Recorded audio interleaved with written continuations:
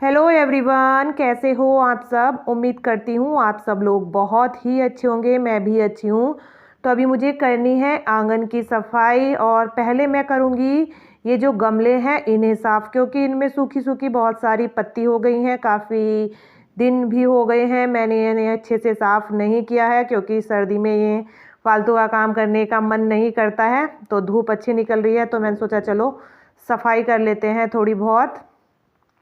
तो मैं लगी हूँ सफाई करने के लिए, और अभी सामने वाली छत पर आपको भी दिखाई दे रहे होंगे कोई आ गए थे, तो इसलिए मैंने दुपट्टा सर पर रख लिया है। ऐसे अच्छा नहीं लगता, गांव में तो सब ऐसे ही करते हैं, सर उभाड़ कर नहीं रहते किसी के सामने जो हमसे बड़े होते हैं। तो इसीलिए मैंने सर पर दुपट्टा ले लिया है, थोड़ा सा ही हो चाहे, लेकिन थोड़ा सा कर लेते हैं, अच्छा नहीं लगता। तो मैं इनमें जो गमलों में पत्ते वत्ते हो रहे हैं, थोड़ी बहुत जो कूड़ा वूड़ा हो जाता है, जैसे कि इनके ही पत्ते होते हैं, वैसे तो और कुछ नहीं होता, पत्ते गिर जाते हैं वही, और जो सूख रहे हैं वो हटा दूंगी और इन्हें थोड़ा सा कर दूंगी साफ़ सफाई इनकी। और पानी की तो इतनी ज़्यादा ज़रूरत नहीं होती सर्दियों में, थोड़ा बहुत ही डाल दो वही कई दिन तक चल जाता है। पानी की दिक्कत तो गर्मियों में ही ज़्यादा होती है। तो अभी तो इनमें पानी इतना ज़्यादा डल भी नहीं रहा, थोड़ा ही डालती हूँ और वो ही कई दिन के लिए बहुत होता है। तो ये वाले गमले तो इतने ज़्यादा गंदे नहीं थे, क्योंकि इनमें ज़्यादा इतने बड़े बड़े पेड़ नहीं हैं जिनके ज़्यादा पत्ते झड़ते हैं। थोड़े बहुत ही एक दो पत्ते थे, वो मैंने साफ़ कर दिए। और ये बेल इतनी अच्छी हो रही थी गर्मियों में, बिल्कुल हरी भरी, लेकिन सर्दियों में इसका कलर भी बिल्कुल पीला पीला हो गया। आधे से ज़्यादा पत्ते सूख गए इसके, बिल्कुल भी बढ़ भी नहीं रही है। सर्दियों में तो सभी पेड़ मतलब पतझड़ हो गया है सबका। सामने जो ये बकैन खड़ी है, इसके भी सारे पत्ते झड़ चुके हैं, तो सभी पेड़ों का पतझड़ हो गया है। पत्ते तो बहुत ही नए जो आते हैं वो नहीं आ रहे हैं। सर्दियों में पेड़ बिल्कुल खाली हो जाते हैं।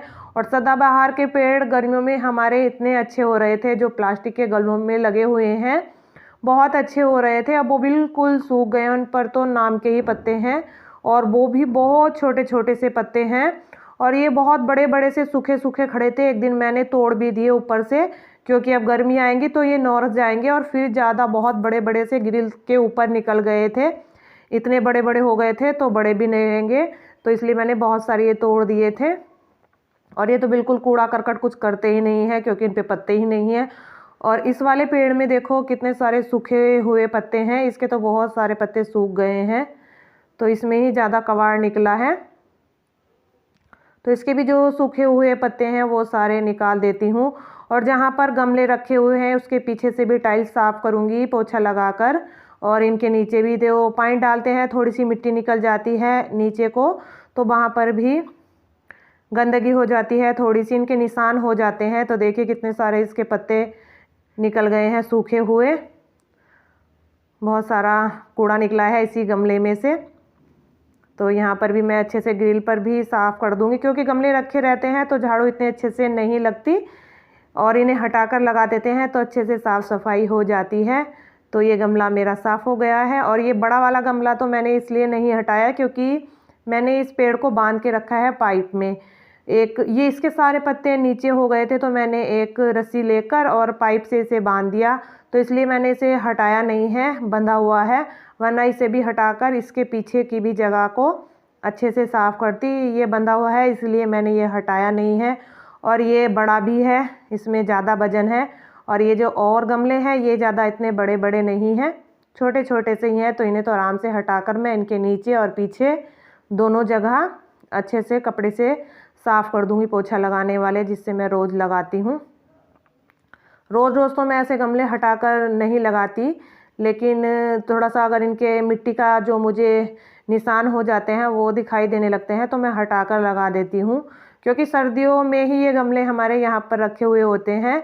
गर्मियों में हम यहाँ आंगन में चारपाई डालकर सोते हैं तो दिक्कत होती है फिर, और गर्मियों में पेड़ बड़े बड़े भी हो जाते हैं, बढ़ते हैं अच्छा, तो फिर यहाँ से मैं इन्हें हटा देती हूँ, अंदर रख देती हूँ, क्योंकि फिर धूप इतनी ज़्यादा तेज़ निकलती है, पेड़ भी मुरझा जाते हैं। तो इस सर्दियों में बाहर रख देते हैं इन्हें हम, और गर्मियों में उठाकर अंदर रख देते हैं, क्योंकि आंगन में हम सारे चारपाई डालते हैं, तो फिर इतना ज़्यादा बड़ा आंगन नहीं है हमारा कि सारी चारपाई भी हमारी आ जाए और गमले भी हम यहाँ पर रख लें, तो इसलिए गर्मियों में मुझे ये हटाने पड़ते हैं यहाँ से।